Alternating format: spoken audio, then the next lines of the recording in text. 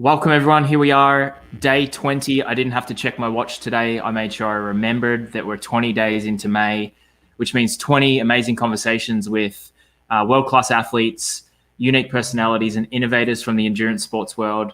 My guest today, Andrew Ference, is a world-class athlete. He's probably best well known as a hockey player, but if you've had the joy to ride with him on a bike, you know that he also has some chops on two wheels. Andrew, joining us all the way from Edmonton. How are you, mate? I'm doing great. A joy. Not too many people describe it as a joy to ride with me, though. At the time, it's not a joy. But looking back, and the memories I have are very fond. But when you, I'm going to tell the story of when we first met because I think that will give some context on this and kind of our relationship with cycling. So. At the time, I was still working at Lululemon, and you were a Lululemon ambassador, one of our most beloved elite ambassadors. You were in town. You wanted to get out and ride. I think you'd started riding a little bit more.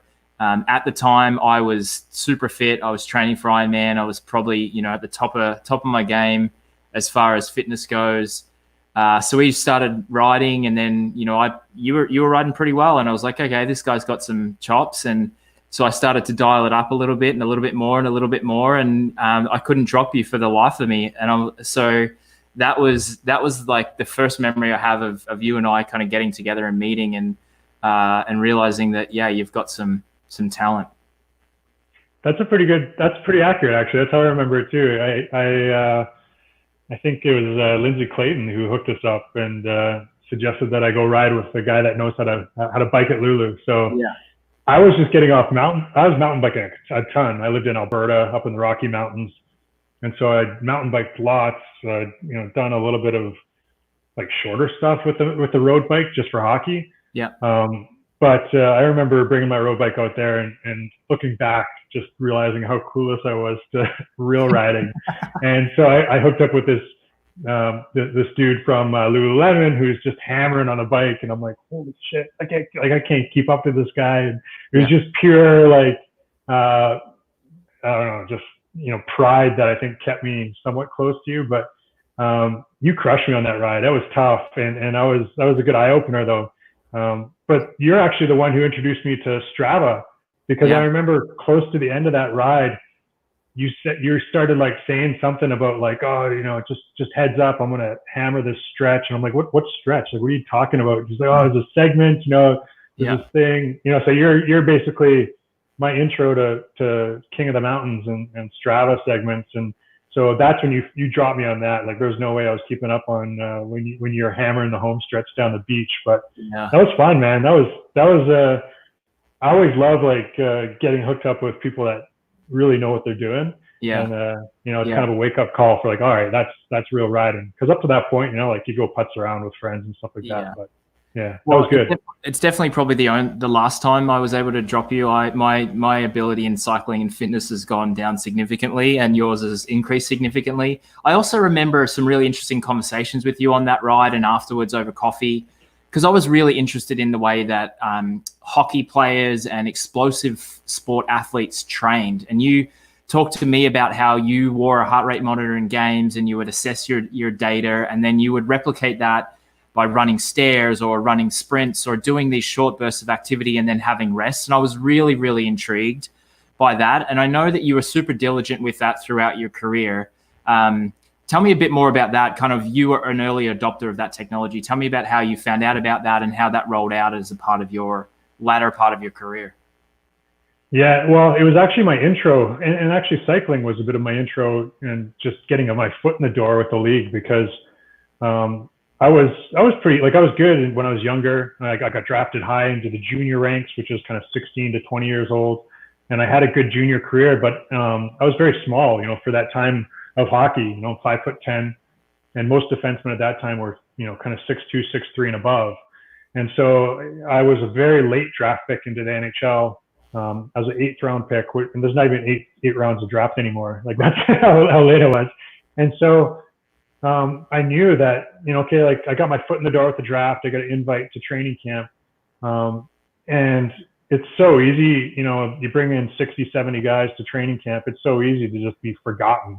You're there for a couple of days. So, really for me, I I think, very self-sufficient. Like I always took care of myself. I didn't rely on somebody else to like get me ready for things, whether it was training, nutrition, kind of tactically with hockey. And so I remember, that summer really thinking like, okay, like how am I going to stand out from, these other 60, 70 guys, let alone steal a job, from somebody who's already got it. And at that time, like I knew there wasn't, a certain level of fitness, in hockey in general.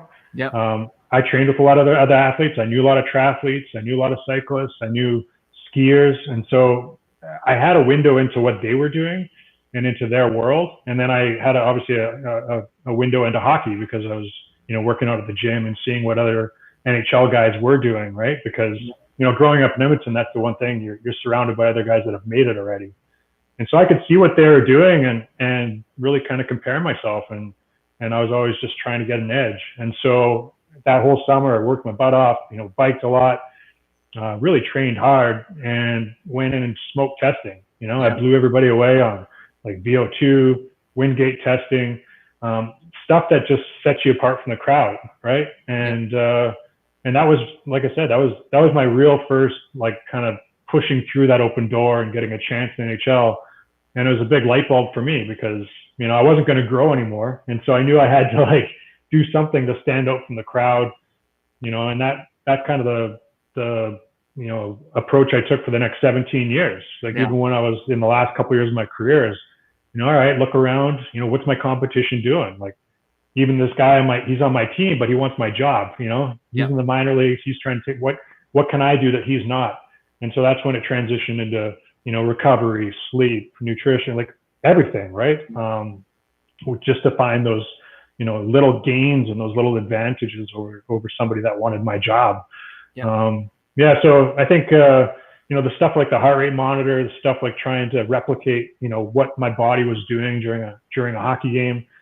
Those are all just things that I saw. Well, like some of them you come up with on your own, but a lot of those I saw from other athletes, I saw from other sports, and I just took them and started using them for myself because, for whatever reason, our money makes our sport makes a ton of money, but we're, really far behind from some of these other sports. It was almost like you almost feel bad. I lived in Canmore and trained with a lot of these like biathletes and cross country skiers and downhill skiers, and they might be in like the top 50 in the world. And they're eating like SpaghettiOs because they don't, they weren't getting any funding, nothing. And then I look at what they're doing for training and to try to like be as best they can and shave like a half second off. And they were doing, more than 98% of the whole NHL was. And so it was a weird kind of, contrast for me. Yeah, that's interesting because I think, I look at coming through the ranks as a triathlete and spending time in that sport and seeing the best in the world, win Kona and make $150,000 and, per minute, if you break that down per minute of activity throughout the year, it's tiny. So I can get that sense as well. Not to say that, the thing that I think about basketball and hockey and football and all these sports where we talk about, and baseball where we talk about huge salaries, obviously it's the best of the best, and there's a huge pool of athletes that come through that are trying to make it. There's money in the rights to television and all of that stuff. So I think that all of that stuff is justified. But yeah, it's interesting that you had seen, call it minor sports that are still Olympic status, but no one cares about them unless it's an Olympic year kind of thing. Tell me about how that's translated to you now. I know that your daughter is an elite level rugby player. You talked to me before that, she's in the gym and you're able to train and help her. How is your experience in taking care of those 1%ers and really getting yourself prepared to the utmost has translated into your ability to share that with her? Well, I mean, the parent-kid relationship, especially like in a gym setting or anything like that, like, I mean, you got to be, I think, really careful with it. Like there's a fine line to kind of walk because I want to be helpful because obviously I have, a pretty good library of knowledge of things that I could, teach her. But I also, as much as I was self-sufficient in figuring things out that worked for me and I want her to also be, self-sufficient and, figure stuff out and do what works for her as well. Right. She's got the the foundations of, hard work and determination and stubbornness and, all the qualities that are kind of there to, I think, really succeed. And so I'm just trying to feed her information and ideas and, try out different things and let her run with them. Right. But it's been a lot of fun. It's also a sport that I look at, and you look around at the world of rugby and, how people are training, and, what skills they're doing, stuff that they're doing in the gym. And, I think that there's plenty of potential to really set yourself apart from a lot of the rugby world, because much like hockey, like there's a lot that they're not doing that I think that, I think that if, for the kids out there that, want to embrace, those little incremental gains, like you could really set yourself apart from a lot of the rugby world. Yeah. Yeah, that's interesting. Looking from the outside in, I think you're right. I think rugby, having grown up in Australia and kind of know of the sport, it's one of those ones that it does feel a little bit behind as far as high performance and training techniques and things goes. It still feels a bit like amateurish in some regards, and it's probably improved over the last few years, but that was kind of my sense as well when I was growing up. Tell me about, you obviously had some success, needless to say, in your hockey career, going on and winning Stanley Cup, captaining the Edmonton Oilers. Tell me about kind of some of those highlights and, what it was like to lift the cup and go through that with your teammates.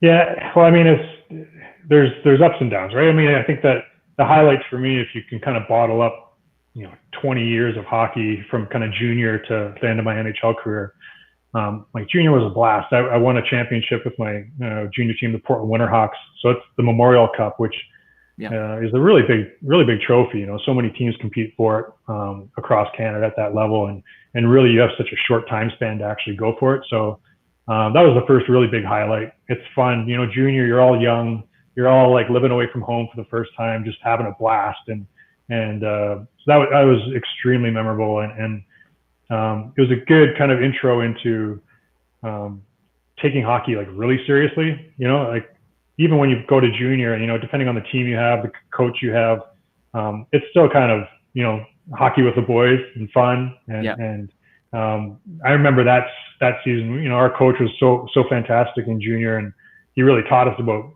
being professionals and kind of sacrificing to actually be better, and what the payoff is, if you're willing to do those things. So I remember that year, really buckling down, and as a team, we were very focused, and it all kind of came together with a championship, and just how rewarding that felt, because it's one thing to sacrifice and not have a payoff, but when you do make choices and you choose to do things to try to make yourself better, and you're working hard and practice and doing all the extra stuff, that payoff is so sweet, right? It's just, it's like anything, you put a lot of work in, and but I know, guys that go through whole careers and they put just as much work in, they put just as much sacrifice, and they never get a payoff, right? Yep. And so transitioning in NHL, went to the playoffs a number of times, went to the finals with Calgary and lost in Game 7 to Tampa Bay.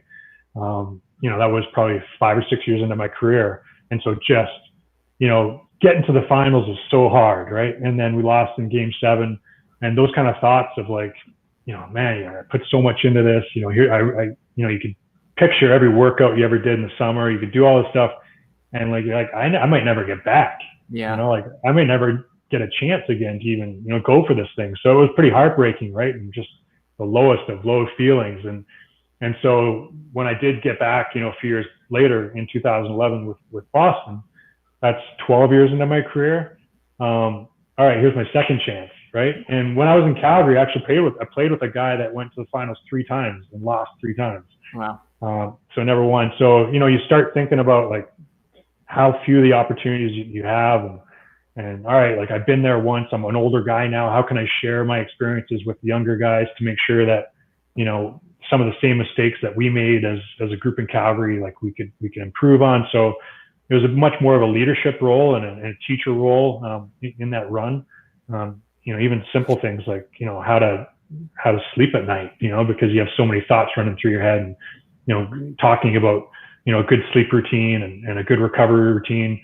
By that point, I'd bought my own Normatec, the leg compressions. I bought my own Compex unit, like muscle stim, like all the massagers, like literally everything, you know, to eke out like anything that would give a bit of advantage, right? So teaching the younger guys about stuff like that.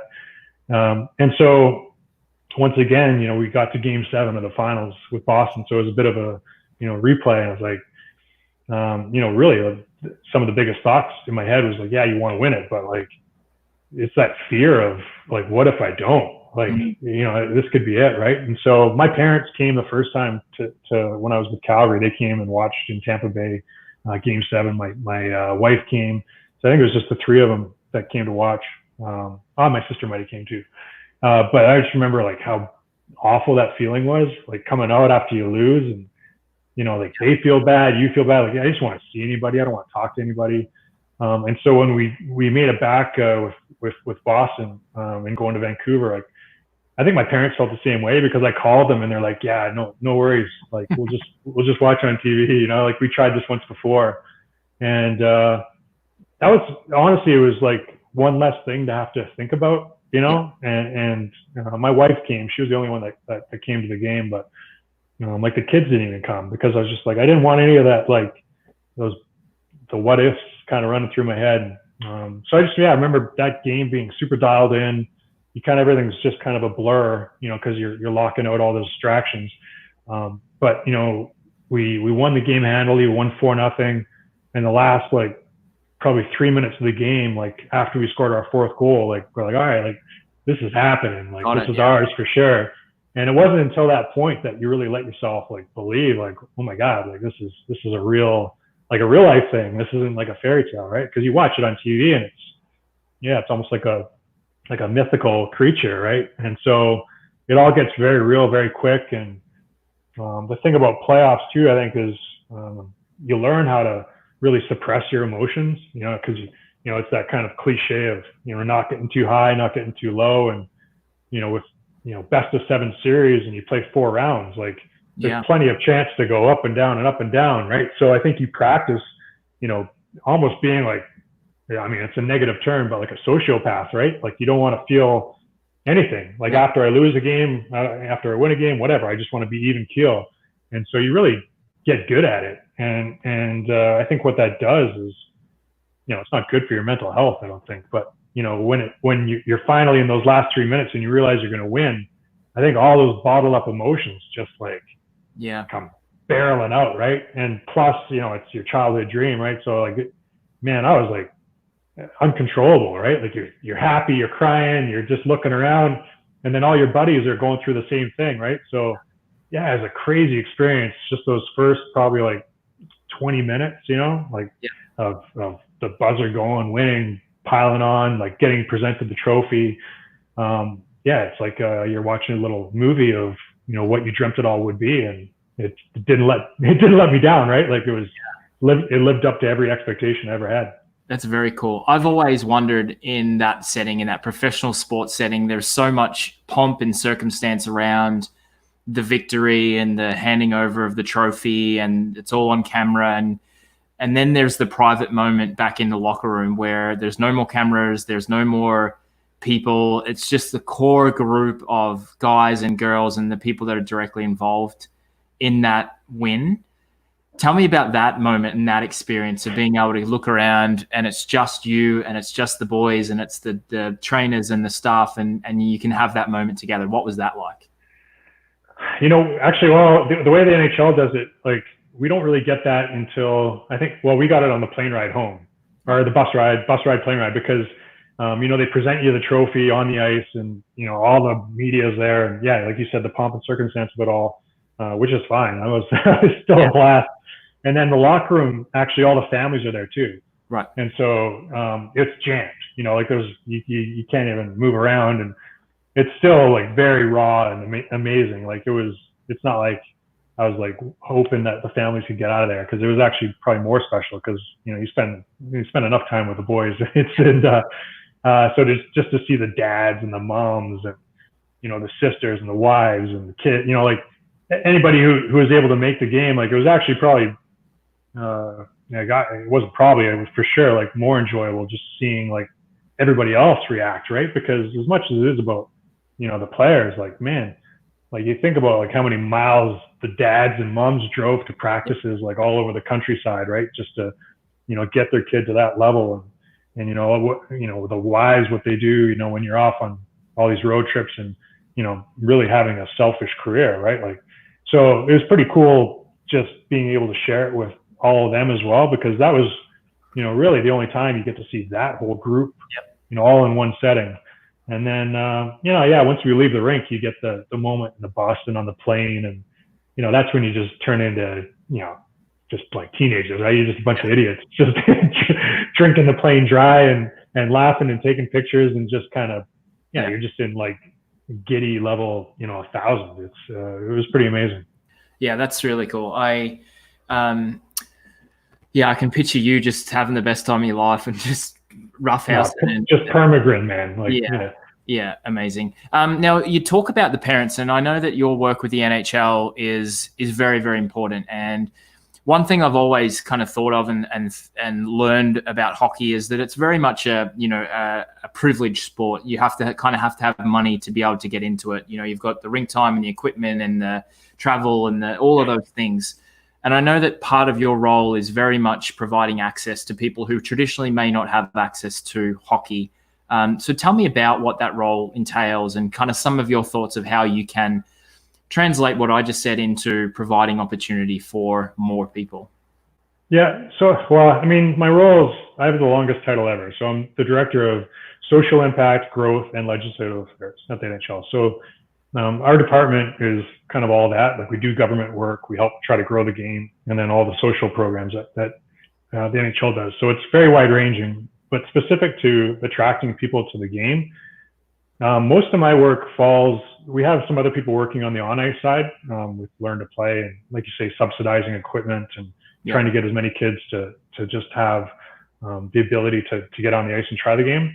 But the majority of my stuff around that is I'm really focusing on street hockey. And, for me and for probably every guy that has played in the NHL, like, we actually play a ton of street hockey, in the back alleys or on your driveway or in a proper league. There's street hockey leagues that you really learn your skills, and that's where you get your hand-eye coordination. And like you said, it's hard to find ice sometimes, and especially the city you live in. But man, you can always just grab a stick and go out and go in your basement and take shots or mess around with your neighborhood. So I'm very bullish on embracing street hockey as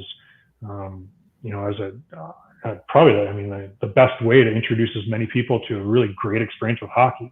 And at the league level, like, if you think about it, like, we're not like a premiership soccer model where we're trying to develop professional players. There's not a financial incentive for us to have youth academies and just develop elite players and then we could sell them off for millions. Like, it's just not, it's a different model. So our incentive is to create fans and to create people that have a positive affinity for the game. And so really for me, it's about introducing people to the sport, but just giving people a very good experience with the sport. Right. And whether that's coming to a game and having an extremely positive experience of watching people play and the atmosphere and the music and the vibe you get from being at a game, whether that's, trying ice hockey, for the first time and getting that sensation of gliding and, playing the game, that's great. Or, just having a great experience with street hockey. And so that's been a big focus of mine and developing a, legitimate opportunity around street and make it fun. If you could picture, what and one basketball did for basketball and that feeling that it brought and kind of changed, I think it legitimately changed the NBA. That's kind of how I see the opportunities around street is to really, get away from, I think, some of the traditional feelings around hockey and open up a whole nother can of worms with the experience that you could have with, a really great form of the sport that, that all of us enjoyed, as kids. And talk about accessibility, right? It's a lot easier to grab a stick, have some sneakers and a ball and play some street hockey.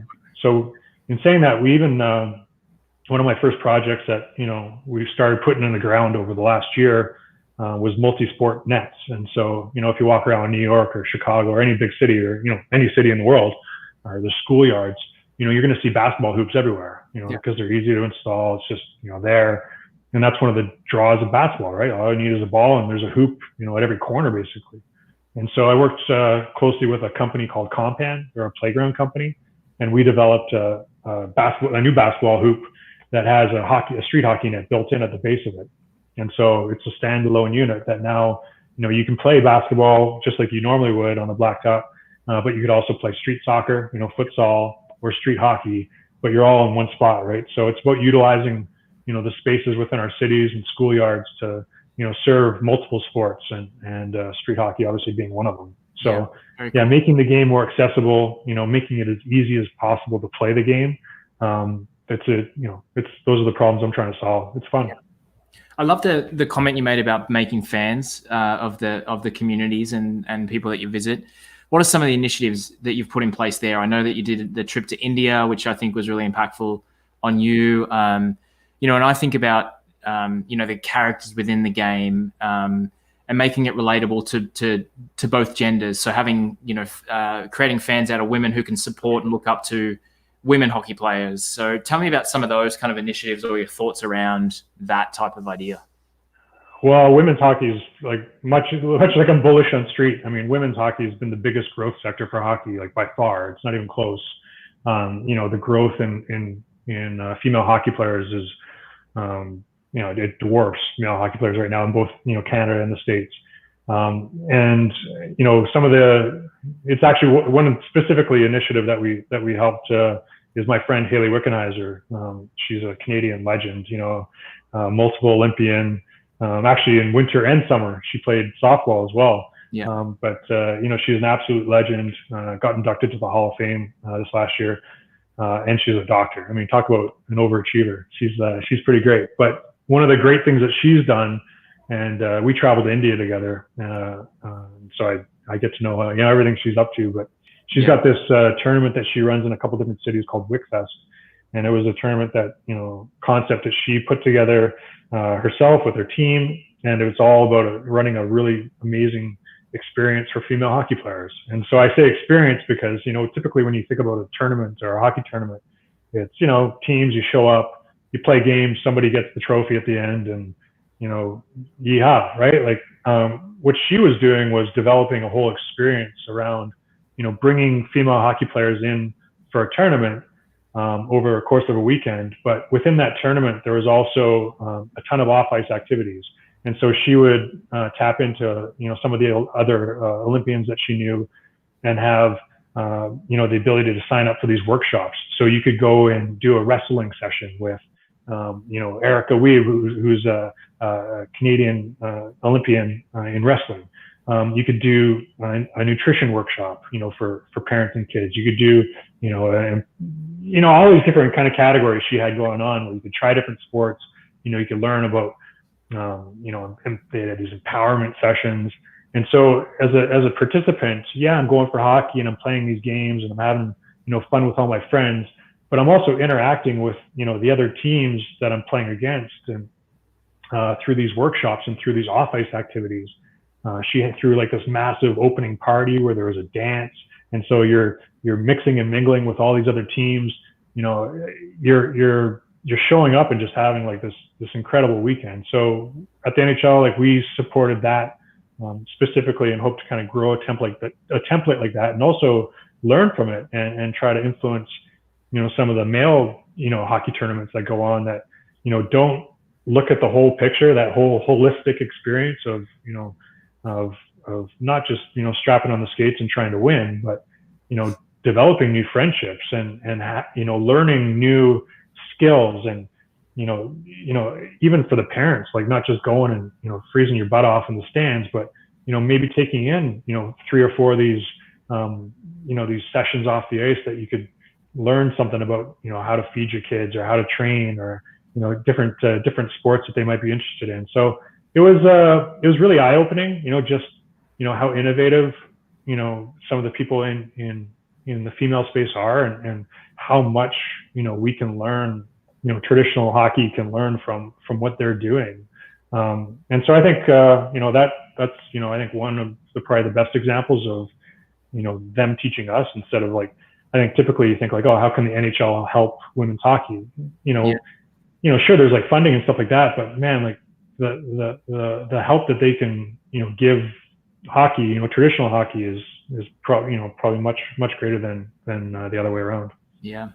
Yeah, what a great initiative. It sounds amazing. Like I was just picturing myself as a kid, and like going to things like that would be incredible, and having those experiences and meeting those people, and having those mentors or those people to look up to and admire and follow after would be really fun. Now I know that we talked about your cycling. We talked about how you use that as a tool when you were training and you were still competing and playing. I know you've still loved the bike. You've still spent a lot of time on it. You've found a love for Zwift. Tell me about how that now plays a part in your life. Well, it plays probably about like 3-4 hours a day of my life. So it's part of my routine. Like even this morning, like I usually wake up at about 4:45, 5. Especially this time of year, the sunrise is pretty early up here in Edmonton. So I'm usually on the bike around 5:30, 5:45, and get a few hours in. Like obviously Strava was great. Going after KOMs has been fun the last few years, and really pushing. I think it gives me that that thing to shoot for, and that competitiveness. I've really gotten into a thing called Wanderer, which is just an extension of Strava, and it rewards you for going on only new roads, right? So I've been exploring the city like crazy. So I think all my rides look crazy now because they're all over the place. But trying to knock down every road in Edmonton. I think I'm over 40% now. So New York, I think I've gotten over 50%. But anyways, it's kind of neat. Like it's like a video game. Right? I found out about that because of you. I think I saw you post somewhere, or you might have tweeted something about it, and then I signed up for it.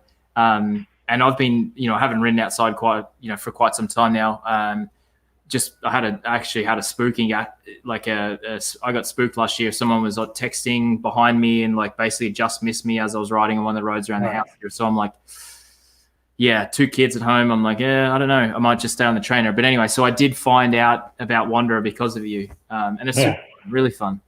It makes it fun. Like I've never been one for just doing the same old loop. Like that's more than like boring to me. So it's been fun. So I've been into that, and then signing up for the odd race. Like I think it's such a great sport. It's as much as it did for me physically and giving me an edge physically, I think the mental side of it, gave me even a greater edge against people I played against, people that I was competing with. I've never even been close to like the amount of like darkness I felt on a bike, during a hockey game. After I retired, I went and did a 7-day oat route, through Colorado, and basically every day is like a mountain stage of a grand tour, and like it just absolutely buried me. It was race pace, and you're just trying to hang on to somebody's wheel and go up these giant mountains, and like hockey's hard, but it doesn't even come close, so I could be in, triple overtime at the end of the season of Stanley Cup finals. And I could kind of go back to some of those like rides that I've had and be like, oh, it's isn't so bad, Well, meanwhile, like the guys around you are just dying, so I think, cycling for me, I've always appreciated that side of it, just how tough mentally, the riders are, and people at the top of their game are, and just how beneficial it is, I think, for life, right? Like, I think like there's not a lot that rattles me, that gets me kind of thrown off. And I think that a large part of that is, training that resiliency. And I just started a book. I'm only like a couple chapters in, but called Endure. Is it Alex Hutchinson? Yeah. So I just started that, and I mean, only like just starting it, but I know it's they're preaching to the choir, because I think that side of, building that resiliency and taking yourself to, some really dark places, but at training yourself to, so that your brain kind of says, it's no big deal, how much that helps you in all aspects of life. Yeah, it's a brilliant book. You'll love it. I actually, I was training for Steamboat Gravel last year, the 140-mile gravel race in Steamboat Springs. And I listened to it as an audiobook on some of my, a couple of my long rides last year. So I'll have to go back and read it again and listen again to reabsorb it. But yeah, it's a great book. You're going to love it. Nice. Yeah. Well, I mean, and you look around too, like the Hall of Fame guys, and the best players I ever played with, they were all pretty like even keel. Like none of them were like the guys that were like all amped up and like 4 Red Bulls before the game or anything like that. Like they were all pretty just cerebral people that just. Yeah. I think that's a common theme. I think that you see around a lot of really top athletes is that their brains are different. They don't kind of get into that red zone too much. Yeah, I heard it. I'm trying to remember. Someone described it the other day perfectly in one of these interviews I had. And they just said, athletes just live a pretty simple life. When they're at the top of the sport, they don't need too much. You need, time to train. You need time to recover. You need time to fuel your body. And outside of that, like not much else is needed. Some are very high maintenance. So I was actually always shocked, when I had you'd have certain teammates or you see people that, are just a hot mess, like mentally. And I was always shocked that they actually made it. Yeah. Not many of them last that long, but it was always actually pretty impressive that they even made it in the first place because, man, they're just like a wreck. It's always just, thinking too much and so critical of themselves and beating themselves up or, I never knew how they even, crossed that threshold in the first place, but. Yeah, I think for that actually reminds me of when I was growing up and I was an Aussie rules player and I had ambitions of making it as a professional footy player and kind of got as far as I could and played semi-professional and what have you. And I think that's what held me up a little bit as well was that mentality of it of having a bad game and then you dwell on it for days and days and days at a time, or you're critical on yourself, or you all of a sudden become nervous or scared about the competitive element of the sport. And I've seen that in triathletes and seen that in cyclists, and I've seen that in endurance sports as well, where there's these people who are exponentially fitter and faster and stronger than you in training, and then it gets to a competition or a race or a game, and they crumble under that pressure and that anxiety that in most cases they put on themselves. So, I don't think it's unique to hockey at all. I think it's across the board in competitive sports. I used to harp on that to the young guys that I played with all the time. It sounded like a broken record, but I think it was always that, are you the person that's scared to lose? Or are you the person that's super excited to win? Yeah. And I can tell, if you're scared to lose, you obviously play like that, and it comes across very apparently. And the other thing I always hated was, when usually younger players, but they would. Come off a shift of hockey and apologize for something they did. Oh, sorry about that bad pass. Oh, sorry, I should have had that guy. And I always was very blunt with it because it just pissed me off. It was just like don't apologize. I'm never going to apologize for something that I did on the ice. Unless you're not putting in the effort, you could apologize for that. But if you make a mistake, get over it. I don't want to hear your apology. I don't want to talk about it. I'm never going to apologize to you, so please don't do it to me. And I think there's that side of it too, right? Where, don't feel bad about it. It's sports. Things happen, right? If you went out and got drunk the night before and you're hungover and you're playing horribly, apologize for that. But if you're just putting in an honest effort, mistakes happen. And you see so many people crumble under that because they're so hard on themselves. And it's not helpful. Not at all. It's super interesting, and it's funny because I feel like as I've gotten older, the better I've gotten at that. But then the physicality and the physical side of it doesn't match anymore. So it's kind of if I had have known what I know now, back when I, that's kind of that feeling a little bit. But it's in everything, man. It's in business. It's in whatever you're doing, parenting. Right. Second guessing yourself. Oh, especially parenting, right? The kids are young, just you're fine. You're doing fine. You don't have to apologize. Maybe you screwed up, but kids can be all right. You're pretty resilient. Yeah. Love it. Now I have a couple of fun questions for you. We've spent quite a bit of time together on bikes. We've done some amazing trips together. We've stayed in some great places. We've seen some amazing parts of the world. One highlight that I definitely have of time with you is riding from Twin Farms in Vermont. And making our way to Ben and Jerry's, where we ordered the Vermonster, And if you can give the details on the Vermonster, and then jumping on the bike and riding home. That was definitely a highlight. So if you're not from Vermont, you probably don't even understand that. It was actually a big ride. That was a 200K ride, right? Yeah, that was 200Ks. Yeah. Yeah, so 200 kilometers. So, and over whatever mountain range is there. But so it was a pretty big climb to get there. And the Vermonster was it 20 scoops? I think it's 20 scoops of ice cream. 20 scoops of ice cream and all the toppings like hot fudge, whipped cream, like candies, like the whole meal deal. I think it was like 7 bananas too. It was like, we finished it, I think. I think we got like most of the way through, and then we put it in the car for the return journey and took it back to stuff. No, but we ate a lot. Like we ate a lot. We definitely gave it a good crack. Yeah. So, I actually felt amazing for the first probably 45 minutes of the return journey, because I think the sugar high was probably like I was like, let's go. And then I remember, I think we actually went for a KOM on one of the climbs on the return journey, which is, if you think about it, just ridiculous. Like with probably, 5 scoops of ice cream and all the hot fudge in your belly.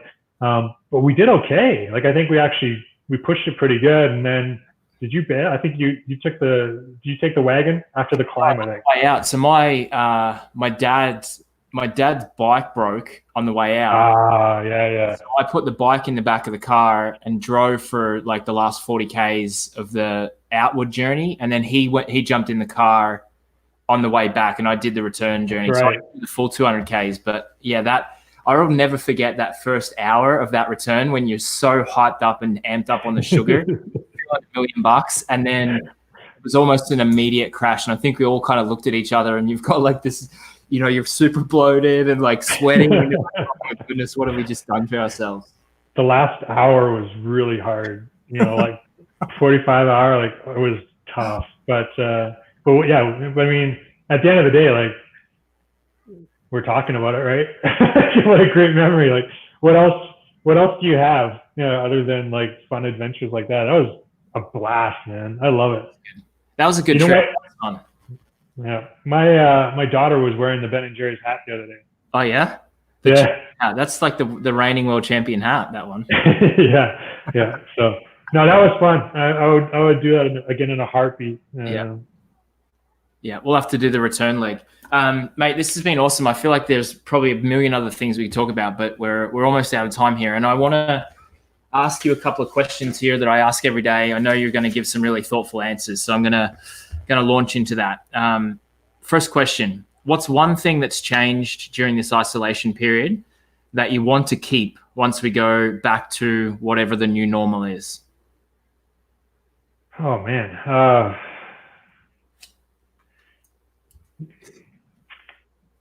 I started making sourdough bread. And that sounds like a very simple answer, but it's actually, I used to spend a lot more time in the kitchen, like baking and doing like more complex recipes. Yeah. And I think, once you have kids, you just kind of like, all right, let's just get some food on the table. And so you kind of default to the easier stuff. But I really enjoy, knocking off some, quality hours in the kitchen and like going and getting the ingredients at the store and trying something like completely different. So I've actually done I've been making sourdough a lot. Like I got my starter and I got the whole thing. So I've gotten quite good at that, but I've been making a lot more Indian food. I love Indian food, right? So learning how to like properly make it's been a lot of fun. Yeah. And yeah, just I think, so when I say bread, I mean like all food and more complex dishes. Because I burn a lot of calories, but I eat a lot of calories too. And I like to make it worthwhile. Yeah, that's awesome. You might be the only person in the world that's making sourdough right now. Man, everybody's making sourdough. It's like the most hipster thing. Like, oh shit! Yeah, you and 700,000 other people at any. Mine's still good though. Yeah, I'll send you some. Send me a batch. Second question: what's one thing you thought was important before isolation and before COVID that you're happy to leave in the past? I think generally, like, I know I've toned it down a bit, but like I was always pretty casual. But I just love, as much as I hate Zoom and like all the virtual meetings, it gets old. I love seeing everybody just being like a little bit more authentic, like the kids running through the background, people's, a little bit scruffier, the hair's not done, wearing a hat, just like, they got the t-shirt on.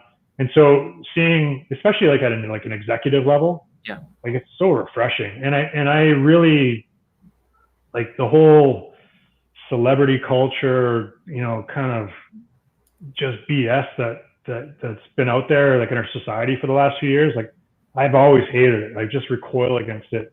And I'm very hopeful that the pendulum is swinging, pretty far back towards the value of just being authentic and, I don't need to like have people pretend to be something they're not, like just be you. And I think all of this is kind of, I've seen a lot more of that, and I just hope that it stays, and I hope that it's a thing that people embrace and really value, because there's just the fake, the fake stuff and, pretending to be something like that. Man, it's just, it's so empty. I agree. I love that. I love that answer. I couldn't agree more. I think it's amazing to be able to just jump on this call. I've been trying to get this going with you for 3 years, and it's like, it doesn't work. We're not in the same place at the same time, but the ability to just like jump on the call and, have this conversation is amazing, and it wouldn't have happened before. So I agree. Third and final question: what's been your most memorable moment of joy during this lockdown isolation period?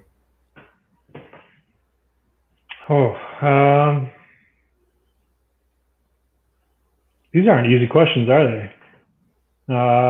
You're thoughtful. That's why it's not easy for you, because you want to give a good answer. That. Well, I do. Well, and just because there's multiple things. I mean, we've gotten into a really good routine. I mean, my youngest daughter's, into soccer and playing basketball and all this stuff. The older one's obviously playing a lot of rugby, and I'm spending tons of time with her in the gym. So like, spending time with the kids is great, but like a single moment, we're playing like 21 on, like some basketball out on some nights, and just doing that, doing stuff like that as a family. It's not like we never did it before, but it's just been so much more quality time where nobody's got anything to rush off to, and nobody's driving somebody across town to, make an appointment or make a practice or, do something like that. So I think it's just, we're doing some of the same stuff that we used to do, but just now without a, pressure of having to be done by a certain time. It can be a lot more open-ended, just kind of, it can naturally finish, as opposed to, all right, like, let's wrap it up. We got to go, here, or we got to go there. So I think that, those have been really special moments where, it's not a scheduled amount of time for anything. It's just, let's just do something. Yeah, that's awesome. It seems like a realization of what's important, and realization of how much joy those simple activities bring you when there is no agenda. You can just be and be present in those moments and enjoy them for what they are. So that's really cool. Yeah, you really realize, just like, everybody thinks like how scheduled you are for work. I got my work calendar, and I got all, the calendar just dinging off like, oh, you got this in 15 minutes, you got that in 15 minutes. Like, there's still some scheduling, right? But, not nearly as much as there used to be. And you start to realize just really how much just free time there wasn't in day-to-day life. And that's different, from how I grew up. I remember growing up, and, I made the NHL, so I was obviously playing a lot of hockey, and I played a lot of other sports. But I remember just open-ended hours, of like going making forts in the back forest, for like 5 hours, or like going to my buddies and, playing in the woods or in the back pipeline or riding bikes or whatever it is for hours. Yeah. And not having to, okay, you got an hour, go make the most of your time with your buddy. And so, I remember that. And I think that, I told you before when we were speaking earlier about my youngest daughter, who she's got her little cabal of friends that they go biking, and they, they keep the distance and this and that, but they're gone for like 6 hours, just biking around the neighborhood and like doing, I don't know, something. Yeah. She comes back happy. She comes back tired, and she has a blast. Right. And I think that's really cool. Like that's so fun for me to see them have that kind of, open-ended time, and not soccer practice is great. We miss it and all that, but like, it's pretty cool to not have it too. Yeah. Yeah. Great. Mate, this has been great to reminisce a little. It's been great to hear some stories from you that I haven't heard before, and talk about some of the glory days and reminisce on our adventures together. And it's always a joy to see your beautiful face and your beautiful hair. So many more adventures together in the future. I can't wait to see you again, buddy. Yeah, we're going to get on the road, or just usually it's on the road, but even just to hang, it'll be great. Soon. I look forward to it. Love it. Thanks, mate. I appreciate you being here. Okay. See you, pal.